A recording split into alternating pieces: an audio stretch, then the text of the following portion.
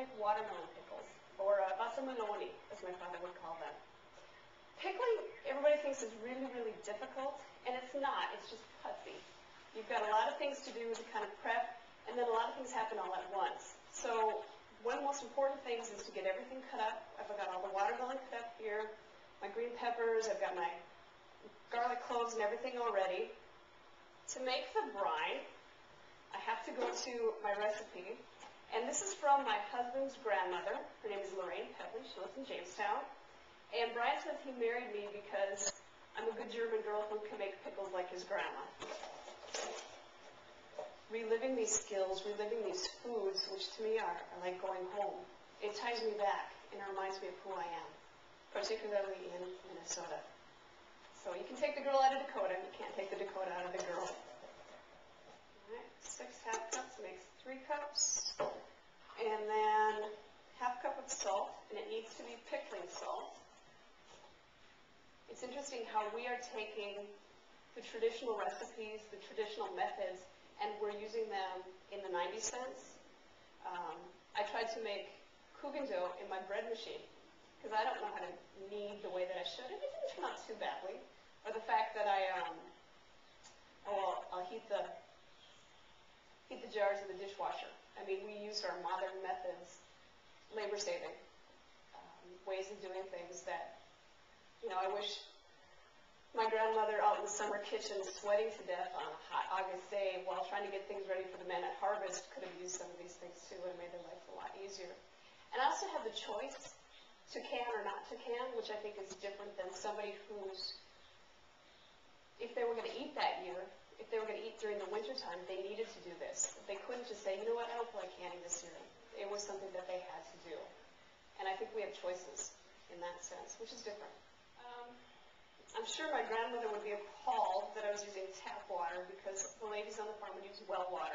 And there are certain ladies, everybody, it's the water that really makes the pickle or not. And some people would go into town or go to a different well to get the best water.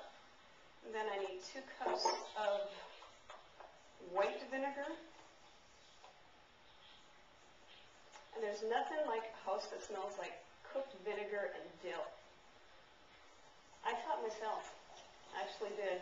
My mom made some pickles when I was growing up, but not a lot. And I knew that if I wanted to have pickles for the rest of my life, I would have to do this myself. And then we need some pickling spice. Good old shilling. I'm going to heat that to boiling. Okay, once we've got the brine going, we've got the lids warm, we've got the hot water bath ready, we need to fill the jars. And this is the fun part. So I put a bunch of dough on the bottom. I like a lot of dough. I don't grow all this stuff myself, which is what my grandmothers would do. I go to the farmer's market, and I just buy it all there. Hot red peppers, extremely important. I like them fireball tasting so that sweat comes to your face and you're going like this. That's the way I like pickles. Probably a little bit hotter than everybody else, but that's how we like them. And then garlic, and each one as well.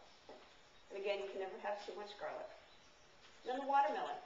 Now, my husband's grandmother was pretty adamant about the type of watermelon to use. I have to look. She prefers the Sweet Princess or the Black Beauty. And I use whatever I can buy. And I cut them up, removing the rind, which is extremely important. And that's another thing that's really different about German-Russian watermelon pickles. You live in Scandinavia and Minnesota, they all do that white rind stuff, which I have no idea what that means. And I entered my pickles into the Minnesota State Fair, my watermelon pickles. And I was so proud of my family saying, oh, you're going to win ribbons because these are the best pickles in the entire world. And I was disqualified because they said watermelon pickles are the white rind, not the pink flesh. And I was furious because I was thinking, who is this Scandinavian judge telling me what a watermelon pickle was? According to my heritage, which I value very much, this is the way to do it. And the worst part is, I read in an article, about a week or 2 later after I did this, they were interviewing the judges. And they said, what is the most disgusting thing you have ever eaten as a judge? And the woman said, this pink, slimy watermelon pickle stuff. I was completely affronted. I've never entered the fair since. So subjective. This is my heritage. And you try to pack as many as you can. I like to cut them in big chunks because they do reduce in size. If we put it too small, it just becomes little bits of nothing. So I can usually cram in quite a bit. And then you always add a strip of green pepper, which adds some nice flavor, and it's also very tasty once it becomes pickled too. Okay, let's check on how that brine is doing. What I'm going to do is pour this brine. Can you smell that? It's kind of cinnamony.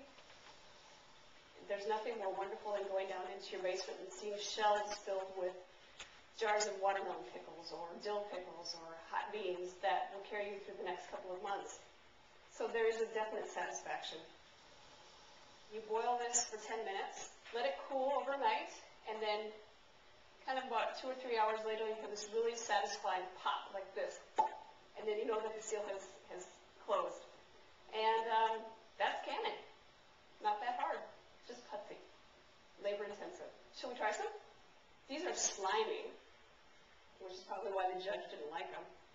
But I'll just eat one with my fingers, because that's good. And they're going to be hot.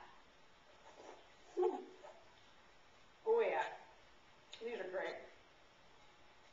Definitely one of my best vintage. Pushed my nose out too. Would you like them?